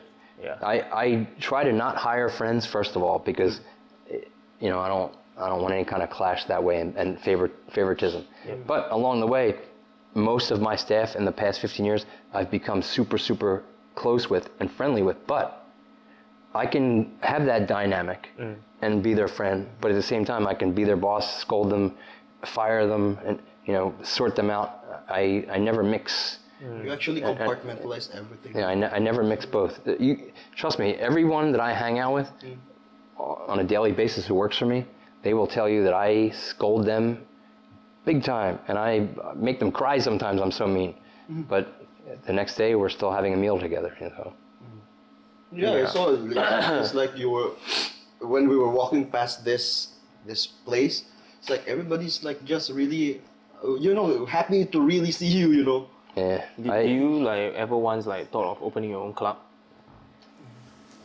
I think about it a lot, but it's a lot of headaches. For me, if I opened something, it would be small, low-key place like cocktail bar, small bar, good music, you know, just like small place, less headaches. Big places, way too many headaches. But the MINISTOP thing. So the thing, when I interview and hire somebody, I don't do it like most people. Like most people look at the CV and they see all this experience. If I see a lot of experience, it's a negative. Why? 2 reasons. 1, if you worked at all these great places, why aren't you still working there? Yeah. 2, if you worked at all these great places, you're probably not going to listen to me. You're going to think, oh, well, I didn't do that at the last place. Yeah. Why is this guy telling me he's not even from this country, and he's telling me that this is the way to do it? Right. So if I see a good CV, 9 times out of 10 I won't do it. If I see, you know, some here and there stuff, okay, I can work with this. But for the most part, the interview is what sets it off, like the personality, the vibe I get. Like, is this someone I can train? Is this someone who can understand the work culture here that I think would be a good member of the team. The CV is a piece of paper. I rarely even glance at it, but I rarely go off the CV.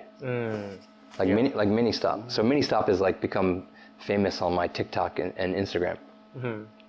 When I hired her, it was the last day of hiring, and I interviewed 4 hostesses. So I had to hire 2 that day, no matter what. I had to. So 2 girls come, first one didn't work out, second one, okay, she passed. So I had 2 left, third one came, not good. The last one, this girl walks in, and she was not expecting to see a tattooed foreigner. So the girl from HR is sitting next to me, and this girl comes in, 18 years old, thin, looks like a tall, like, you know, young kid, and she looks terrified to talk to me, like, her hand is like shaking to shake my hand. And I look at her CV, and it just had her name, her photo, and it said, work experience, MINISTOP. And I look at the paper, and I'm like, I look at HR, I go, where's the rest of the words? There's like nothing here. And then, so we're talking to her, and this is why I hired her. I said, so MINISTOP is like 7-Eleven. Oh. It's like 7-Eleven. So I said, this is why I hired her. I said, do you have, so you have no nightlife experience at all? No, I do. I have night experience. I said, where? Oh, at MINISTOP, I worked at night. I was like, I looked at HR, I'm like, I might have to hire this girl. HR is like, she doesn't speak English, she has no experience at all, and she is terrified. There's no way she can do this job. I said, you know what? I'm gonna train the shit out of this girl, and she's gonna be great, you watch. So I hire her, right? And then when we're doing all the trainings, we did the trainings in here at Bougie, like a lot of scenarios, a lot of talking, a lot of practice, all that. And I told all the girls, most of the girls had experience, and the ones who didn't have a lot had experience in like administrative things or other things, so they had enough. And I said, here's the deal.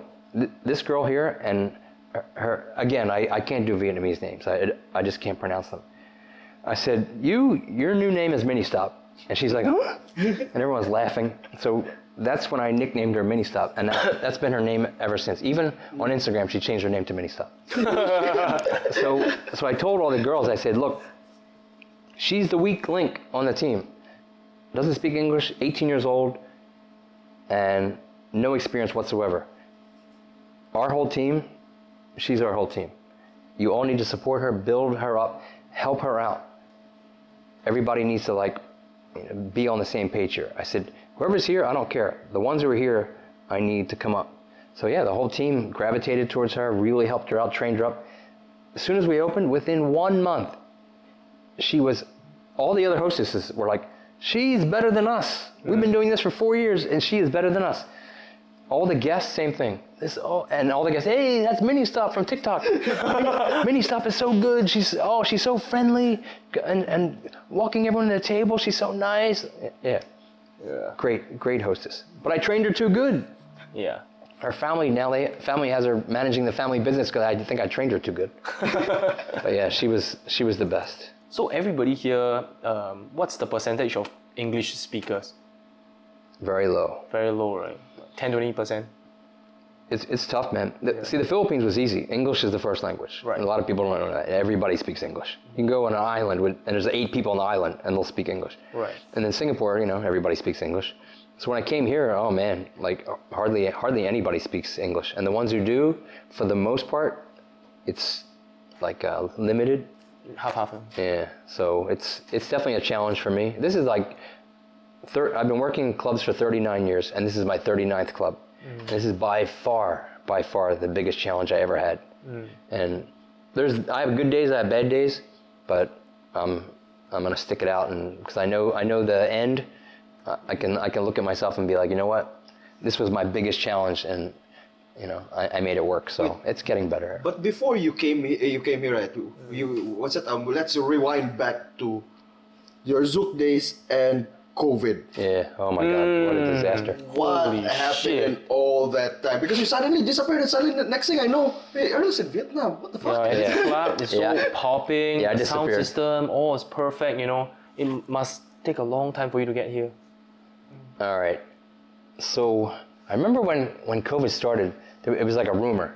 They're like, and this is Christmas 2019, and I remember everyone's like, oh, there's something going on in China, in Wuhan, and there was like, you know, talk about it.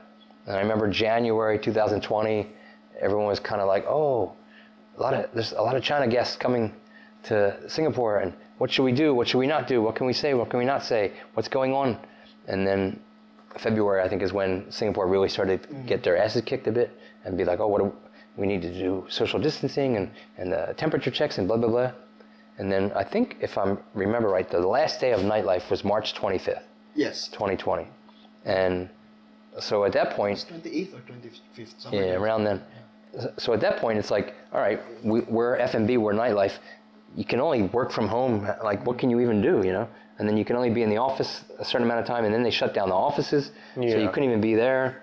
So, yeah, as a senior manager, they just started, like, retrenching and, like, you know, cutting costs. And I knew I would be one of the first to go because my contract was running out in October anyway, and I was, you know, highly paid and a senior manager, and, you know, what am I going to do there? So, yeah, so I got cut from there. In hindsight, there's a lot I could say, I'd rather not say. All the bad vibes I had with how I went is water under the bridge. All I can say is Zouk side did some things wrong. I did some things wrong. If I could take back some of the things I did and said, I would. And if it could be relived again, I would hope it would go a different way. But I made peace, and the person that everyone knows that I had a clash with, we shook hands at Hype World and we had a little chat. So for me, it's, you know, it's done. And for me, Zouk was probably the best 4 years of my life, like as far as nightlife goes. So that's the way I look at it. I don't leave with like any kind of bad taste at all. For me, it was like one of the best experiences ever. Yeah, but then after that, so I'm like, okay, where can I go? And at that point, you know, a lot of things were shutting down worldwide. So I had to go back to the U.S. for a super short period. And I hadn't seen my family in years, so it was just like good to just go and like get my head on straight. In the U.S., my God, I was there 1 week, and I'm like, all right, now I remember why I moved from the U.S. This is like another planet here, man. I don't know what's so negative about the US. Like, you know, everything, every single Singaporean, every single Asian, you know, oh, we want to go to the West, we want to make it there, you know. No, the US was amazing, in my opinion, last century and maybe the 2000s. After that, I don't know what happened. Like, everything just started going in reverse. Like, I don't know how, but it did. I left at the right time because I look at like nightlife and talking to my friends back home. When I left, that things have like not really improved much. So were you living on your savings all the way the whole time? Okay, so, oh man, when I was a resident DJ, and again, this is back to the more money, more problems nonsense. When I was a resident DJ in California, I was playing the main room. The main room was like basically like a VJ type. So you're playing videos, but you're mixing and everything. And then the top floor, a lounge, I would play like old school hip hop. So I was doing 6 nights a week for like 5 years. So my pay was good. So if you look up douchebag in the dictionary, there'll be a picture of me from 2004 to about 2010. Every time I got a paycheck, because it was weekly, on Saturday, the next day I would buy new jeans, new shoes, maybe a watch. I had motorcycles, cars, spent all my money. I had like no savings. I just was spending, and my salary was good, but I was spending my money as fast as I got it. And then, so then the club was like, oh, we got bought out. So I went from like making an insane amount of money to working the door and making like a doorman guy from resident DJ salary, which is like night and day. So I was like, oh, now I gotta work 2 jobs, and so I was struggling. So it taught me a bit of a lesson. So after that, I moved to the Philippines to work at Pangaea in Manila. And yeah, pretty much I'd be like, all right, first paycheck goes in the bank, saving. Second one goes towards rent, bills, necessities for the month. Second and third, whatever I need to do, whether it's save it or spend it, okay. So I saved and saved. And then Singapore, my pay was decent, and I'd learned like a lot of financial lessons before that. So yeah, pretty much in Singapore, I saved like a ton of money. And then when COVID hit, I was like, all right, I'm going to be good. It'll only last 6 months. Oh shit. It'll only last 6 months. I'll be back in Singapore in We'll 6 be months. fine. I left all my belongings, all my shoes at my friend Claudia's house. And it took up like her whole room. And she's like, I'll see you in 6 months. And I got on the plane and left. And then 6 months, 1 year, 1.5. I'm like, oh my God, man. Yeah, so it was rough, but like money-wise, I was okay because I stayed with my family for a bit when I went in the U.S., plus my savings, and there was nothing to do with COVID. You couldn't like go anywhere and do anything even if you wanted to. So it was, I was okay. And then moving here is like, real eye-opening as far as like finances. How did you find this place though? Like for in the US, you already got a contract.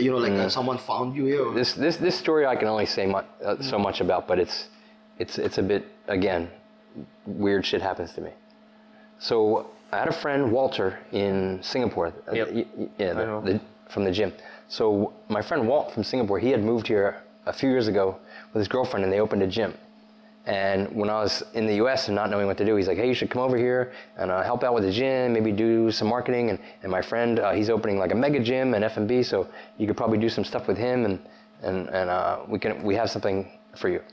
So I had to work out like all this visa stuff. And at the time, this is like dead middle of COVID, where there was nothing happening, no air travel, nothing. It took me like 2 solid months to work out all the paperwork, all the visas, like everything. And I got it sorted, and then, I'm moving to Vietnam. Dude, all those zombie movies from back in the day where you're like, it's so far-fetched, it's so extreme. Dude, it can't even touch reality on my trip when I moved. So I fly from Philly to LA. LAX is one of the biggest airports in the world. There's probably 50,000 people there every day at the same time. I get to the airport, there's no people. Whoa, damn. No people. And the counters, there was 109 counters. 109, I remember it specifically. And my counter was 108. And there's no counter people. There's no people in the whole airport. And I'm like, is my paperwork jacked? Like, is this like flight not going to happen? Like, what's going on? And then randomly, I see some lady like mopping a floor. And I said, are any of these counters going to open? And I show her my ticket, and she's like, yeah, it's not like before where you have to be there hours before. She's like, right before your flight, someone will come out. Yeah, so like 25 minutes before my flight, this lady comes out, face shield, the mask, all of it, checks all my paperwork, visas, blah, blah, blah, all of it.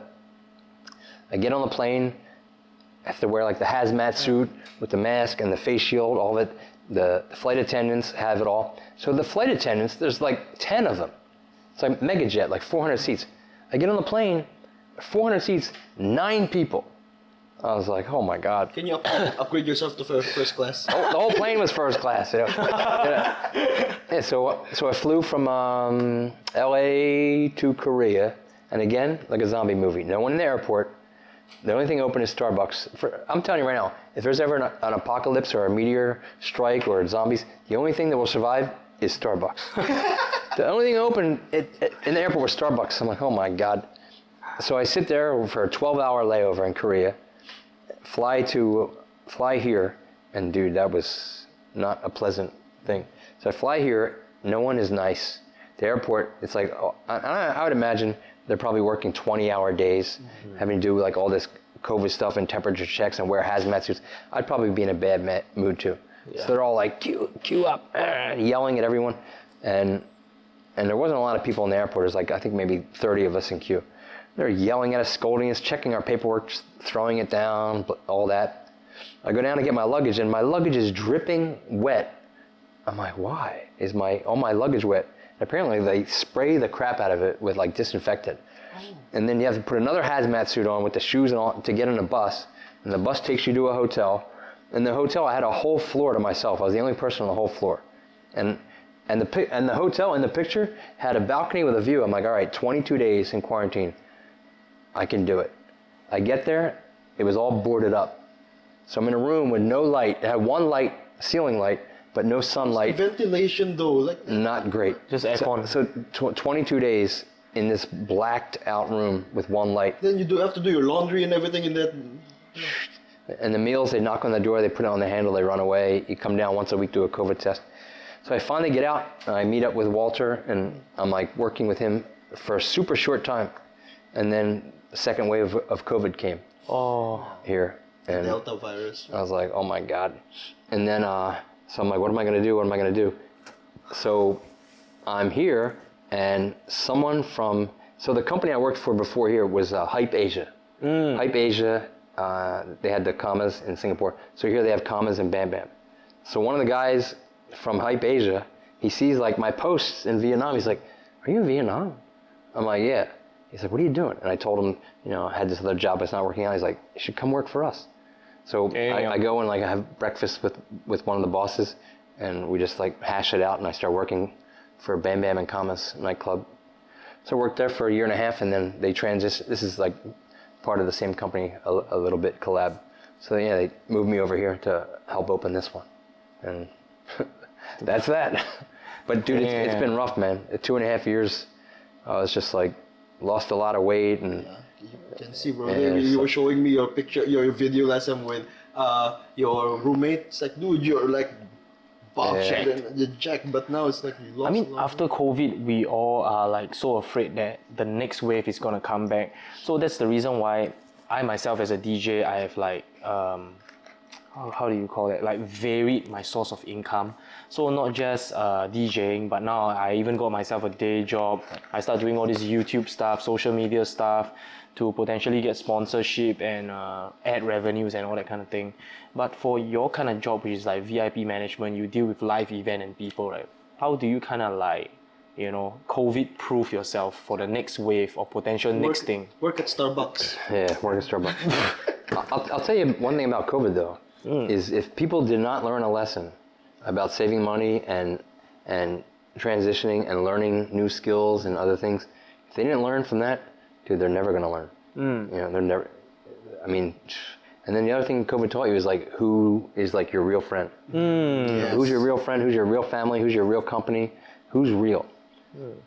When right before COVID, I had probably like 2,000 friends.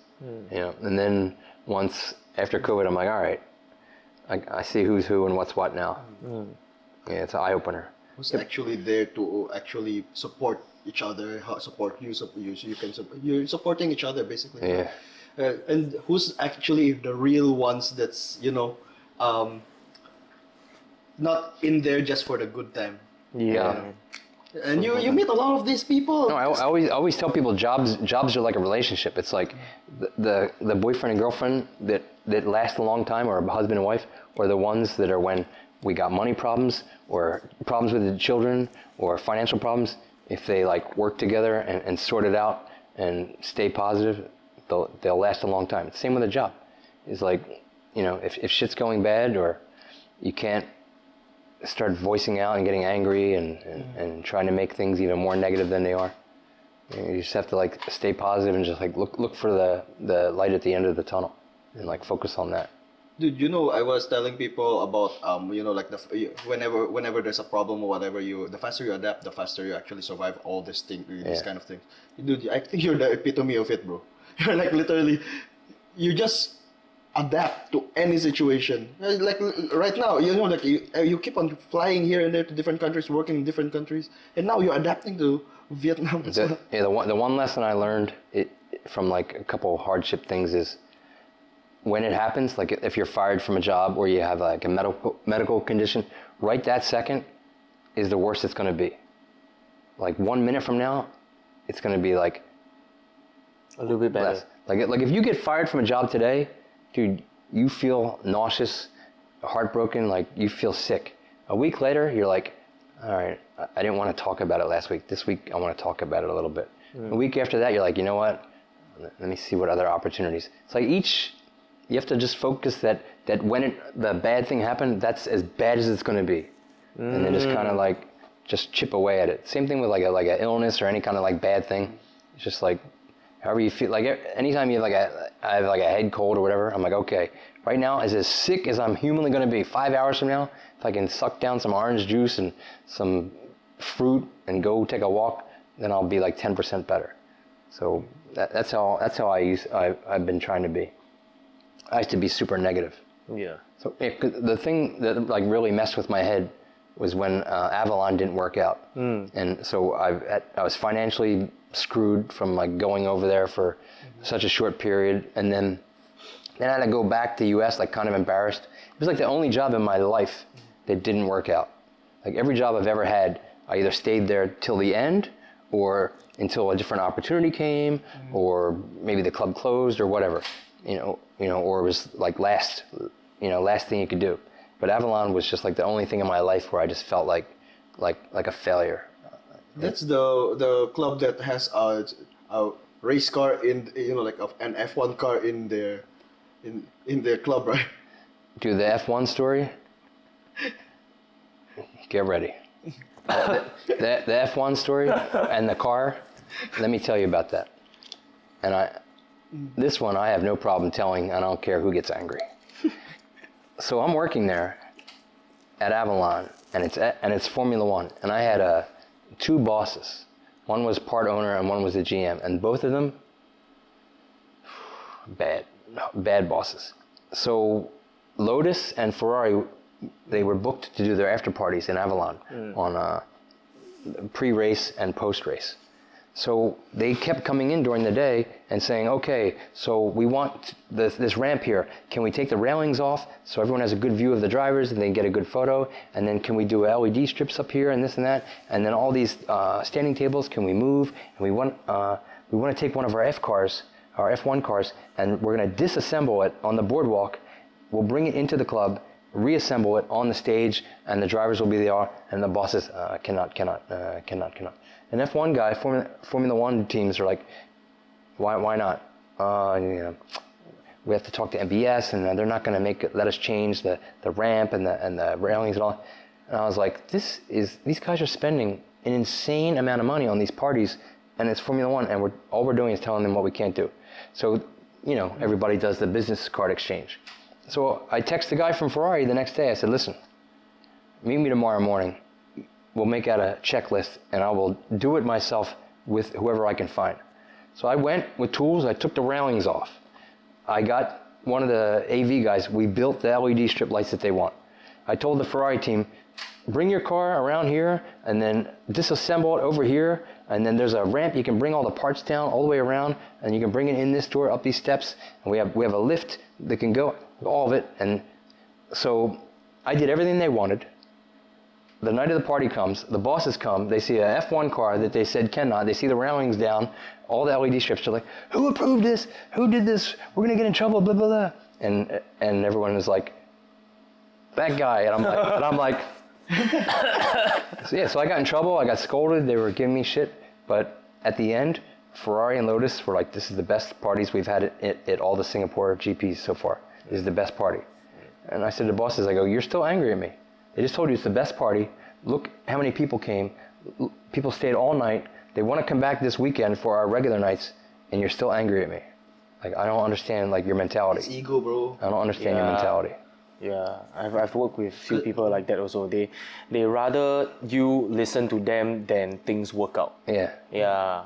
So it's like they rather have an obedient army of mindless zombies. And then so I had no appreciation for Formula One. I was like, I don't understand why people want to watch these cars. Yeah. And then the Ferrari guys were so happy that I helped them out. They gave me a pit pass, which I found out later was like worth an insane amount of money. So I go to the race, the qualifier on Saturday, and then the race on Sunday. And I had the pit pass. So I'm in the Ferrari pit, like in the driver meeting, like listening to them talk strategy. And I'm like, this is amazing. And then I'm at the race, and I'm like, right above the pit. Like watching the race, I was like, this is the coolest thing ever. I've been hooked ever since. But yeah, it's just like such an amazing thing, especially the way Singapore does it with the night race, and they have like really good after parties and the whole week. So. And I think for your job, right, you meet people from all walks of life. Does it kind of like broaden your own horizon and realize that, hey, my own problem is actually not that big of a deal. There are so many more worldly problems out there. Yeah. Yeah, working in nightlife and then working like worldwide nightlife, you see every kind of person, like from the poorest person to multi-billionaires and celebrities and everything in between.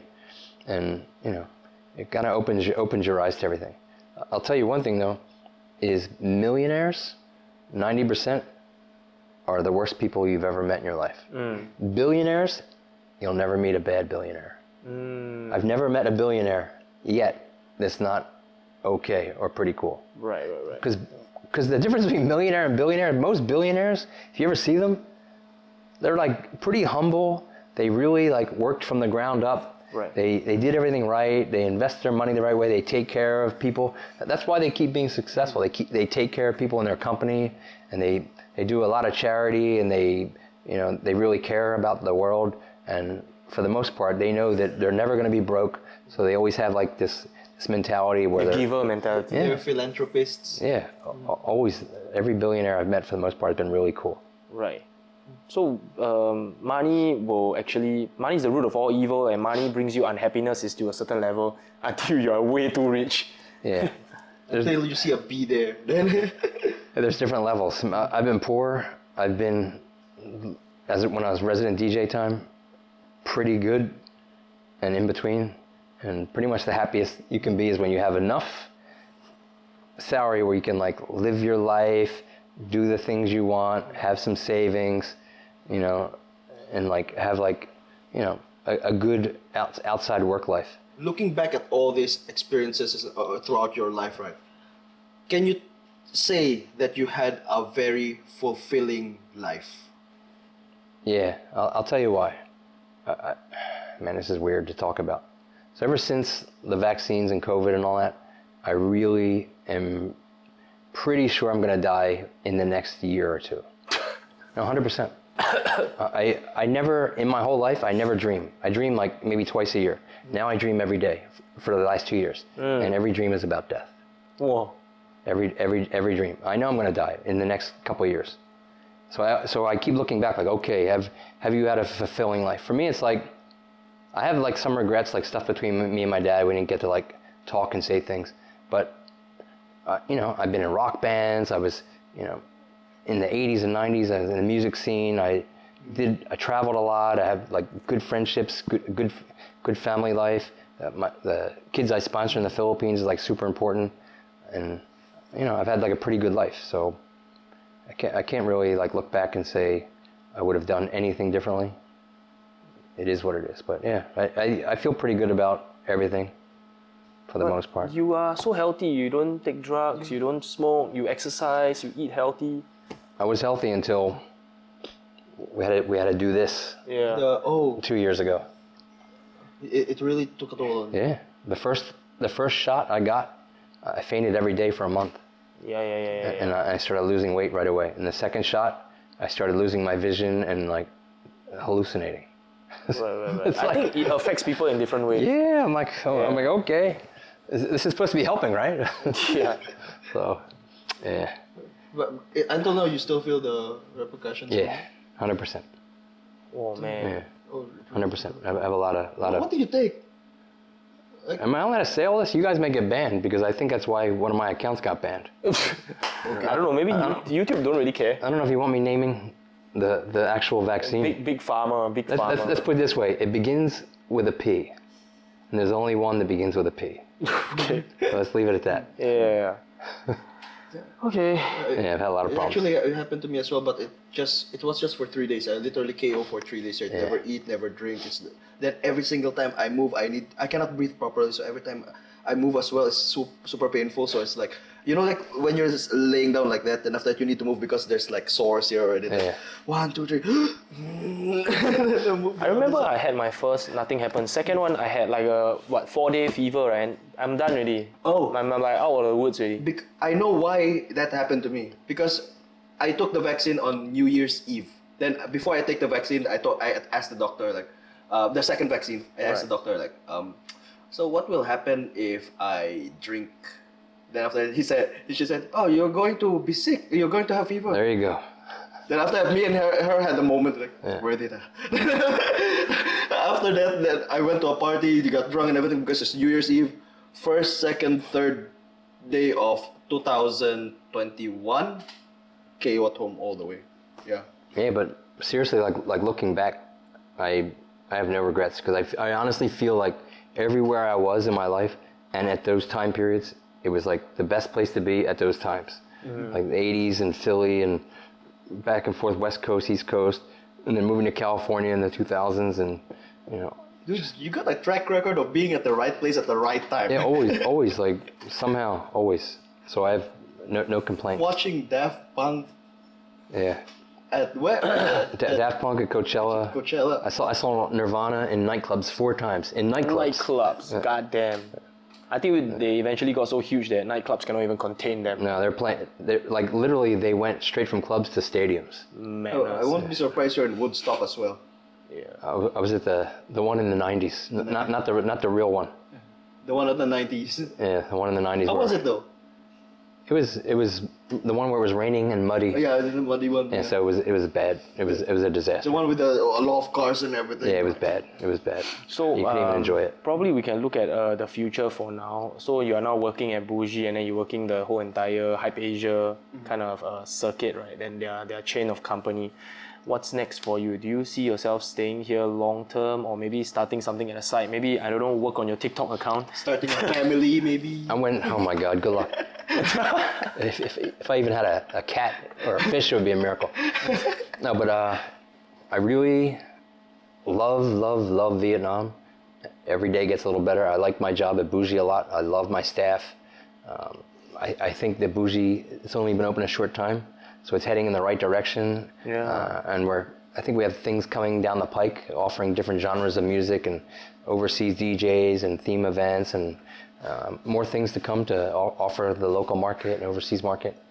So I think Bougie's has a lot of potential. So I'm definitely going to stick it out here for quite a long time. And then I do see myself living in Vietnam for a while. But my ultimate goal is just to, whatever job I have, no matter where, it's just like I enjoy training people and like working interacting with people and just kind of just that whole social interaction and just try to build people's confidence level up. I don't know. Maybe I should have been a teacher in another life, but this is like a teacher who can be drunk every night and get crazy. So Teach them what 5 seconds is. that's okay. That's okay. Do they have that culture here? Just pour 5 seconds in a. The culture here is heavy drinking as well, but it's not as bad as Singapore. Every time I've gotten like blacked out here is when Singapore guests came. Because I don't know here's what I don't understand about Singapore, especially when I was working in Zouk. No one drinks like a normal human being. Everything is a contest. Bro, half, bro, bottoms up, bro, don't be a bitch, come on. It's Minimum 90, is bottom up. It's 90% Martell, bro, come on, let's go. And I'm like, why are we doing this? It's 11 p.m. I'm like, why?